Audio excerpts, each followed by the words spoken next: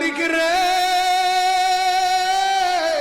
আমি বড় পাপী, আমি বড় গুনাহগার। ও দয়ার আল্লাহ, আমি 10 বছর তোমার গোলামি করি নাই, আমি 20 বছর গোলামি করি নাই। আল্লাহ আজকে মনিরুল ইসলাম শরীয়তপুরী আমার ভাই শোনা গেছে তোমারে বন্ধু বানাইলে ওই জান্নাত পাওয়া যাবে। মালিক রে, তুমি আমারে দাও না মাফ কইরা। যুবক রে,